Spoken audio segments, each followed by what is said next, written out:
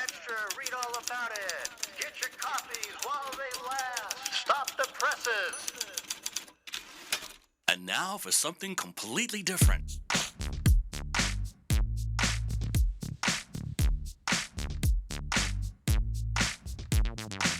Are you ready for a little truth?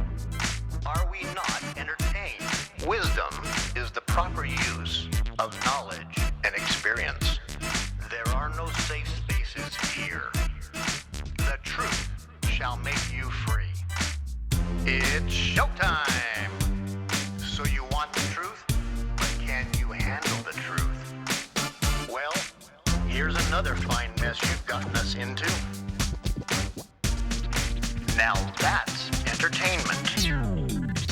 Enlighten me a little.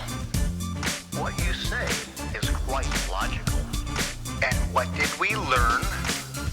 Prepare yourself for a little sensory overload. I came here for the truth.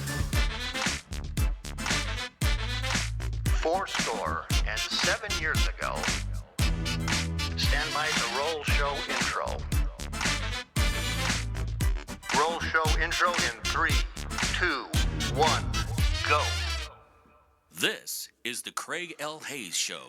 Hello, America, family, friends, and listeners all around this planet we call home. This is the Craig L. Hayes Show. I am Craig L. Hayes, the one and the only. At least as far as I know. Hey, my earlier show I did a little while ago, I was talking about, well, judicial tyranny. Gee whiz, get my mouth working here. And I got a little bit upset and annoyed, and I, spoke harshly of Democrats and Marxists and communists. And I just want you to know, I'm not sorry. Those people are who they are because that's who they are. But I don't mean to get so annoyed and so upset about it sometimes.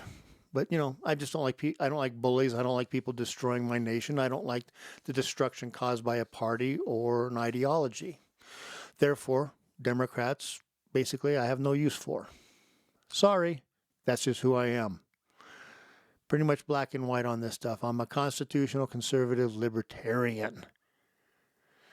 I don't like a lot of Republicans. I think they're a lot of lowlifes too, even worse than Democrats, because they don't stand up to the Democrats. They play along. They don't fight. They don't resist. They don't try to kick their asses. They don't want to be talked bad about in the news. I would find that a badge of honor. I wish every news agency called me every name in the book. I'd go, right on! Success. But I'm not a coward like, elected officials. So anyways, today, this subject, it is the 11th of April, still, about an hour later than I did the other one. I want to talk about a little subject that I think we have to be aware of, and not one that we can really get upset about, and I'm going to try to keep a low profile on this one and just have a discussion with you and tell you what I'm thinking. And that is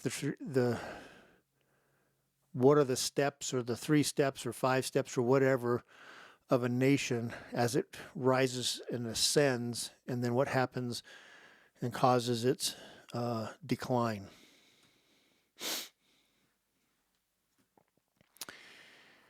Our nation had been around for a couple hundred years. If you want to call 1492 when Columbus sailed the ocean blue, blah, blah, blah, blah, blah.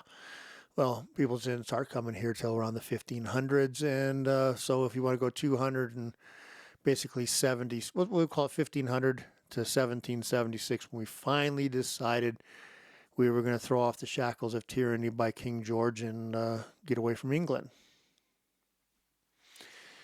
For 275 years, basically, we kept growing and getting bigger and exploring and doing the things that a nation does. But the people who came here were escaping Europe because Europe was very, very difficult to live in at that time.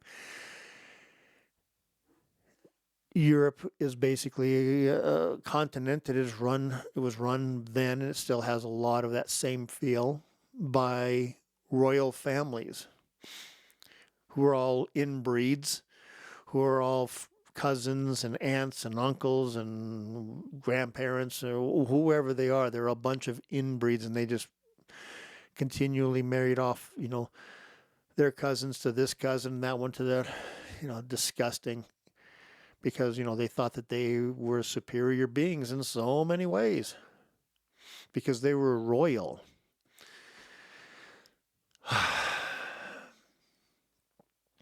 I'm sorry, never did like the whole idea of what we call royal families or royalty or monarchs or anything like that. Bunch of people that sit there and say, hey, I'm better than you, I'm your king. Well, who elected you? Oh, nobody. Well, I'm just better than you, so I'm your king. Because, give me a minute. That's because my bloodline comes directly from Jesus. Really?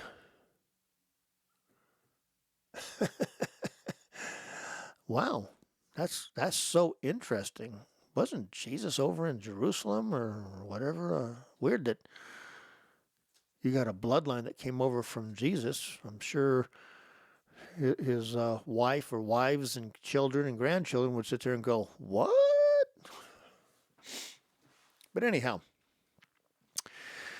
they claimed that people believed them and gave them the power to rule over them, whether it was good or evil.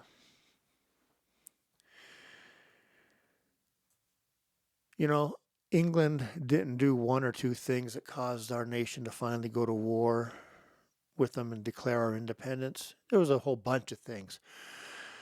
We spent years sending people back and forth and telling King George, we don't like what you're doing. What you're doing is you're so far away. It took 6 months to get over to talk to King George. He would sit there and look at you, laugh at you, and tell you to go back to the colonies because we're never letting you go. You're going to do what I say, or we're going to enforce it by force. Oh. The people who came over here for freedom, mainly religious, the Puritans, the Pilgrims. You've heard of those people, right? I don't know if they still teach that in school or if they just teach that a lot of people accidentally got on a boat and took a trip and landed in America. Never know what they're teaching in school anymore. But I'm sure it's not the truth. But anyhow,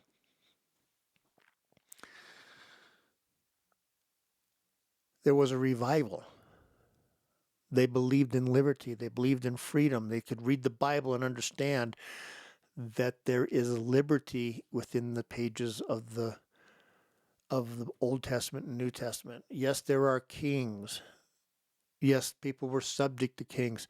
And what they were talking about doing in this nation was far outside the realms of what happened within the Bible and anywhere else. But they were willing to take that chance. They were willing to take a chance and declare themselves independent from the world's superpower. Only real true superpower was England. 13 little colonies, 3,000 miles said, we're done with you. Pretty much a death sentence if you think about it. But what was the problem? What was the problem with what was going on there? And why did we need a revival? Because it all centers around the 10 Commandments given by Moses to the children of Israel. And it's surrounded by the 2 laws of the gospel that was given by Jesus Christ. Let's just go through a couple of things within the 10 Commandments.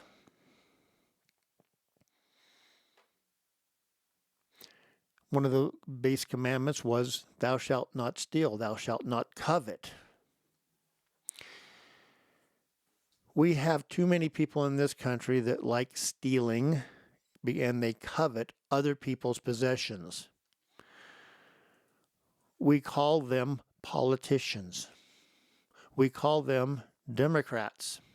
We call them Rhino Republicans. because those people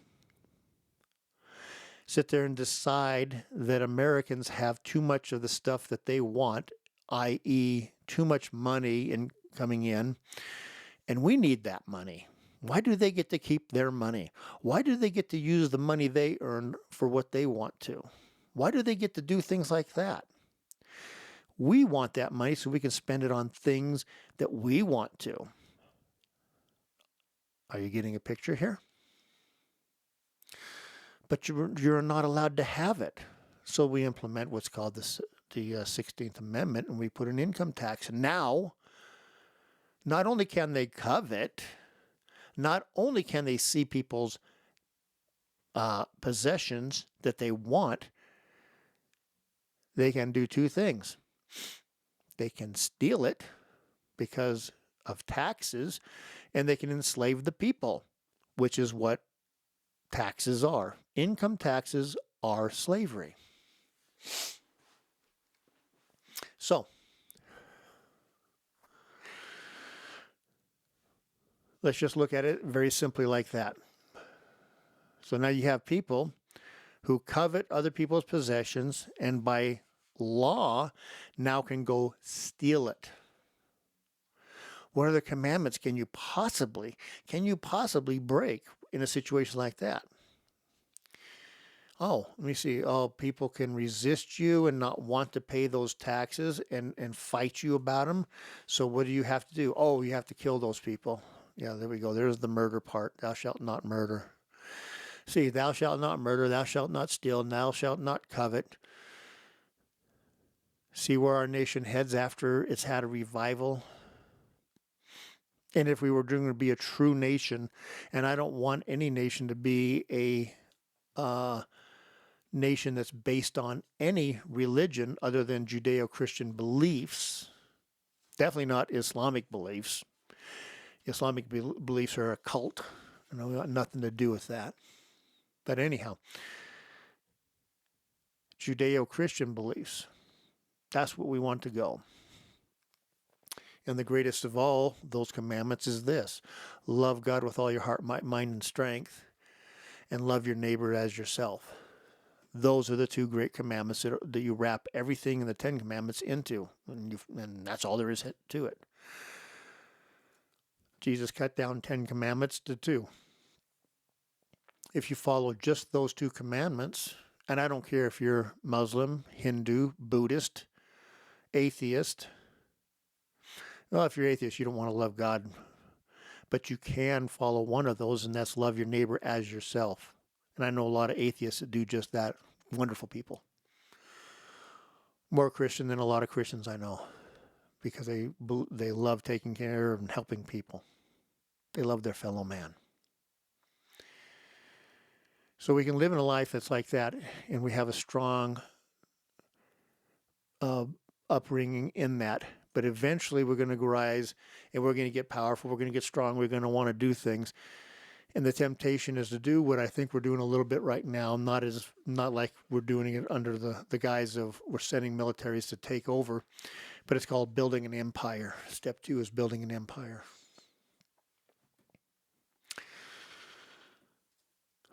We can build an empire in 2025 by simply saying we want to buy your nation of Greenland. We're coming back to Panama. We're going to take over Panama, the Panama Canal, because we paid for it. You know, I agree, though. It is ours. We lost 40,000 men building that thing. It's ours. We paid it in blood and treasure. Why did we give it back to the Panamanians?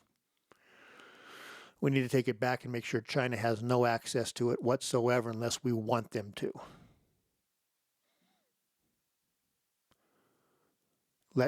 Let Panama make the money off of it, letting ships and stuff go through, but we need to really limit what they can do down there.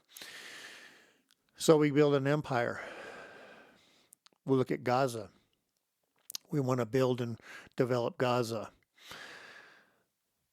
Now, a lot of this is done just because the guy in the White House is a real estate development. He sees the opportunity to develop real estate, to develop land, to develop things and make other nations even stronger, make things better for people.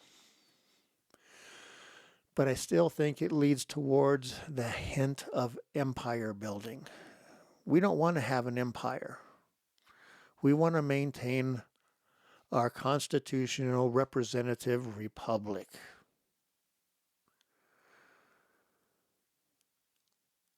That everyone understands one simple thing, that the government governs by consent of the governed, not the other way around. So, that could be step 2, and we have to be very, very, very careful that we don't slide into that type of a situation. Because that could go nasty real fast, real bad. And, you know, luckily we have a guy in there right now that has a belief that we need a powerful military, but he doesn't like war. He doesn't like things that would cause death. He doesn't want anything that's going to happen that would cause the death of others.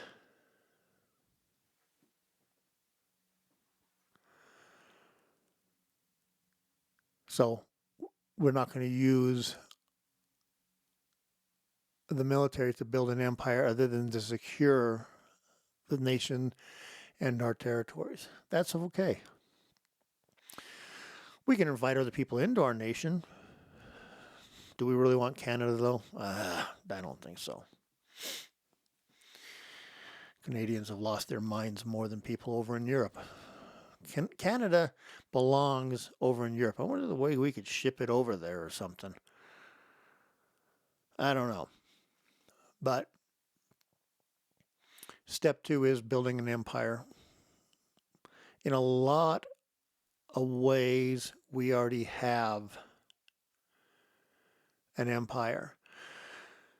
We are the greatest military power in the world. We are the greatest economy in the world. We have the most resources. We have so many things that make us the greatest nation in God's eyes that has ever existed on this planet. The part I'm afraid of, and I'm afraid we're going to slip into this quickly if we're not careful, is step 3. Step 3 being that we forget who we are. We forget God. We forget how we came to be the greatest nation on the planet, and we use the arrogance of being that greatest nation, and we go evil. Because we believe more in a godless society. You ever look around the world and you see all these nations that are going, basically they're going away from God. They don't believe in God anymore. Australia, England, all these different countries, man, they're like 50 to 60% of the people don't believe in God anymore in these nations. In this nation, it's only like about 10 or 15% that don't believe. But that's scary. That's moving in the wrong direction. If we are not humble enough to take a knee before our God, and believe me, I'm never taking a knee before any so-called leader of another nation. But if we're not humble enough to take the knee before God and announce His divinity and announce that He is the greatest, that our God is worth our humility, and we go godless, and we believe more in agnostic beliefs where we just don't believe in a God, or we believe more in the power of the state, or if we believe more in the power of the corporation, our destruction is all but assured.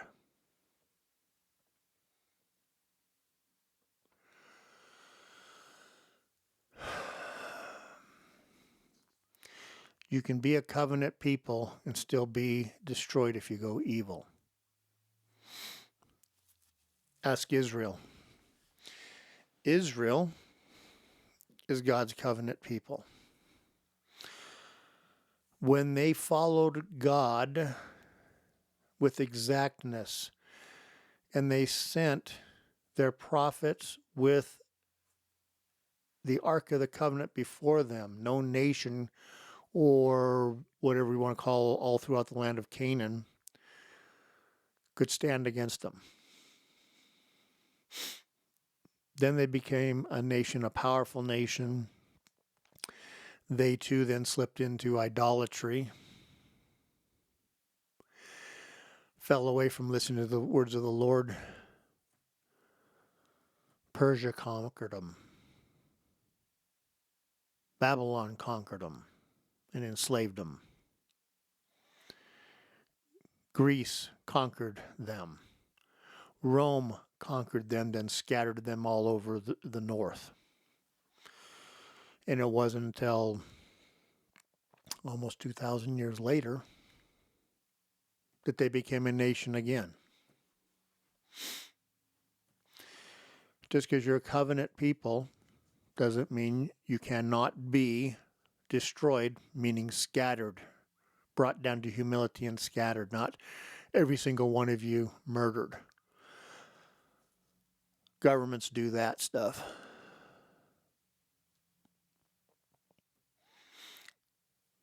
We may not be a covenant people here in the United States as far as having the same covenant like the Jews did, the Israelis. But we were born in a promised land, a land that is the highest, the greatest land ever created. With that right, with that blessing, we have responsibilities to follow God, to keep His commandments. 10 commandments and 2 commandments. If we go off into evil, we too will be destroyed, scattered, brought down into humility. This is how it works. Then the thing happens, and then it starts to cycle all over again. Then there's a revival, and we start the process again. The problem is, most nations in this world who have ever gone through that have never repeated the cycle and become great again. Name one that has. Name one that has. Did the Roman Empire ever rise again to its heights it had for almost 1,000 years? Never. Did Greece, under the rule of Alexander the Great? No. It fell too, and quickly. How about England? The sun never set on the British Empire at one point. Now look at them. They are a nation that has to go to the World Bank, basically, and ask for money to keep them afloat because they've run their nation into the ground so bad. We're right there with them. How do we stop it? I've already said it. 10 commandments and 2 commandments. 10 commandments if you want to follow the Old Testament teachings. 2 commandments if you follow the law of Jesus. But if you do one or the other, or if you do both, and we follow it with every fiber of our being, and we try to follow those things and do what's right and bless our fellow man, we will be blessed. And the opposite's true. When we become self-centered, focused, and only care about ourselves, destruction is assuredly going to come.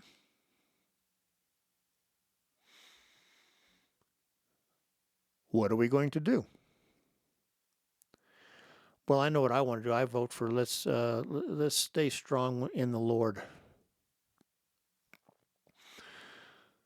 All you Muslims, Hindus, Buddhists, and atheists. You don't have to worship a God that we believe in. You don't have to believe in Jesus Christ. But if we follow his teachings, just follow the teachings contained within the Bible, this nation would be so blessed. This nation would be so prosperous, so strong, and protected. All by God. So, I say so a lot. I gotta find another word to use. Therefore, no. Let us not forget where we came from. Let us not forget where we've been already.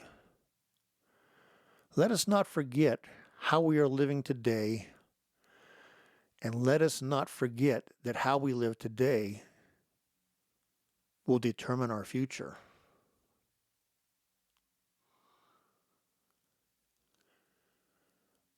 I am not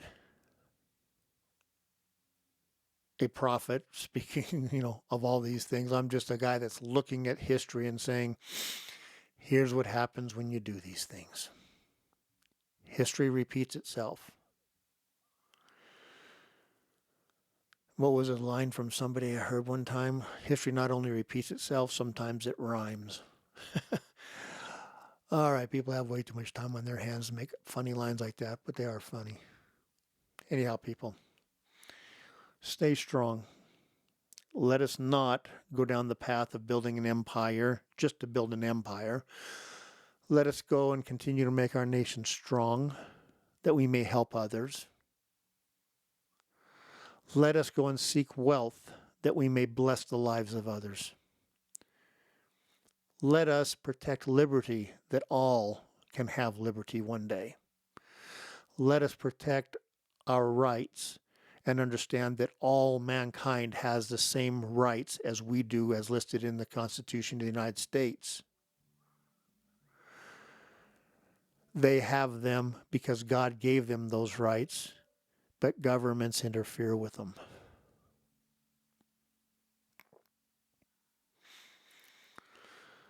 Let us, who live in America, defend America, because if America fails, the whole world comes tumbling down. Let us be that titanium reinforced steel, whatever you want to call, wall that the waves of destruction beat against and is immovable. For liberty, for freedom, for helping other people throughout the world, and blessing the lives of others. Well, that's my talk for this time. I hope you learned something. I certainly enjoy doing them because I learn a little bit. But until then, Talbot, take it away. This is the Craig L. Hayes Show.